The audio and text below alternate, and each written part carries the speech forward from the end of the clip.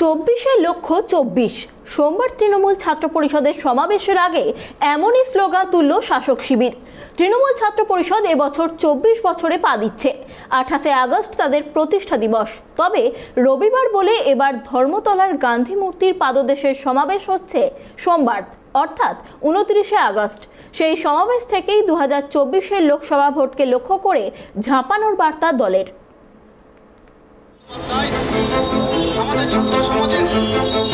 28 August Trinamool ছাত্র পরিষদের প্রতিষ্ঠা দিবস। তৃণমূল ছাত্র পরিষদের প্রতিষ্ঠা দিবস মানেই বাংলার শাসক শিবিরের আরও একটি জনজাগরণ উৎসব।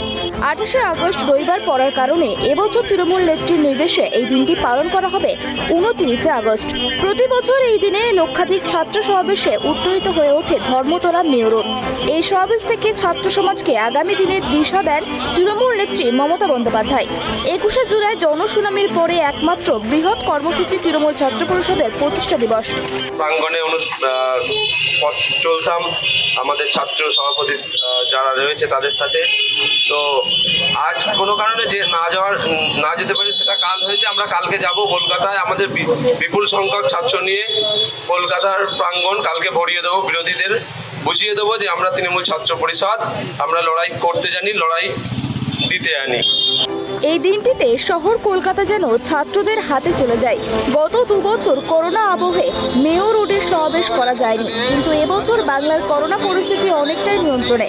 তাই এবারের রেকর্ড জনসমাবেশের লক্ষ্য নিয়েছে তৃণমূল ছাত্র পরিষদের সভাপতি ত্রিরঙ্গ ভট্টাচার্য। 2024-কে পাখির চোখ করছে তৃণমূল কংগ্রেস। লোকসভা নির্বাচনে দলের কোনো খারাপ ভাবমূর্তি যাতে তৈরি না হয় তার জন্যই সতর্ক রয়েছে শাসক দল। 2018 সালের বিতর্কিত পঞ্চায়েত নির্বাচনের পর 2019-এ লোকসভায় মাসুল গুনতে হয়েছিল তৃণমূলকে। তৃণমূল ছাত্র পরিষদের প্রতিষ্ঠা দিবস একটা ভালোবাসার দিন। আমরা যারা এই ছাত্র সংগঠনের সাথে যুক্ত আছি, আজকের দিনে আমরা প্রথমেই সকালবেলায় পতাকা উত্তোলনের মধ্য দিয়ে আমাদের কর্মসূচি আমরা শুরু করলাম।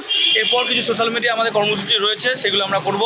আর আগামীকাল আমাদের নেত্রী নির্দেশ দিয়েছিল যে শহীদ সমাবেশ থেকে যে 28 তারিখ রবিবার পড়ায় আগামীকাল 29 আগস্ট সেদিনকে আমরা কলকাতার উদ্দেশ্যে গান্ধী মূর্তির পদদেশে রওনা দেবো। এবং সেখানে আমাদের নেত্রী, আমাদের জনগণমন অধিনায়িকা মমতা বন্দ্যোপাধ্যায় আমাদের ছাত্র সমাজের প্রতি যে নির্দেশ দেবেন তার সেই নির্দেশকে আমরা মান্যতা দিয়েই আবার সুদীর্ঘ 1 বছর ধরে আমরা তৃণমূল ছাত্র পরিষদ ছাত্রছাত্রীদের পরিষেবা দেবো। 2 দিন ধরে প্রতিষ্ঠা দিবস মানে আনন্দটা 2 দিন ভাগ হয়ে যাচ্ছে। খুব সুন্দর লাগছে যে প্রথম দিনে আমরা সকালবেলা ঘুম থেকে উঠে পতাকা তুলে খুব ঘুরোতাড়া করে 8টা ট্রেন ধরতাম। সে জায়গায় এইবার যে দল আমাদের যে সুযোগটা বা সর্বোপরি আমাদের যে জননেত্রী আমাদের যেই সুযোগটা দিয়েছেন তার জন্য খুব ভালো লাগছে যে আমরা সময়টা পেয়েছি। এবং আমাদের এই যে আজকে এই প্রতিষ্ঠা দিবস, এটা আমাদের গোটা শান্তিপুরে একটা আলোড়ন সৃষ্টি করতে পারছি এবং ছাত্র সমাজকে আগামী দিনের ছাত্র সমাজকে আমরা বোঝাতে পারছি যে আমরা তৃণমূল ছাত্র পরিষদ, যে আমাদের এই প্রতিষ্ঠা দিবসের যে আমাদের কাছে যে আজকের দিনের কী মূল্য সেটা আমরা তাদেরকে বোঝাতে সক্ষম হই। এবারে পাহাড় থেকে জঙ্গলমহল সর্বত্রই বৃহৎ কর্মসূচির প্রস্তুতির আয়োজন করেছে তৃণমূল ছাত্র পরিষদ। আর তাতেই রাজ্যের বিভিন্ন জেলার মতনই নদিয়াতেও ছাত্রছাত্রীদের মধ্যে বাড়তি উন্মাদনা লক্ষ্য করা গিয়েছে। ইতিমধ্যেই পোস্টারিং সহ বিভিন্ন এলাকায় পথসভা অনুষ্ঠিত হয়েছে। বিভিন্ন শিক্ষা প্রতিষ্ঠানেও আজ তৃণমূল ছাত্র পরিষদের পতাকা উত্তোলনের মাধ্যমে পালিত হয় প্রতিষ্ঠা দিবস। নদিয়ার শান্তিপুর কলেজ ইউনিটের পক্ষ থেকেও এই ধরনের একটি সভা আয়োজন করা হয়। জেলা কমিটির দায়িত্বে থাকা শান্তিপুরের রূপম পাল শহর এবং কলেজ ইউনিটের সদস্যদের উপস্থিতিতেই কলেজ গেটে একটি পথসভার আয়োজন করেন। সেখানে আগামীকাল 29 আগস্ট সুশৃঙ্খল এবং সংঘবদ্ধভাবেই সকলকে কলকাতায় পৌঁছানোর দায়িত্ব দেন বিভিন্ন ছাত্র নেতৃত্বকে।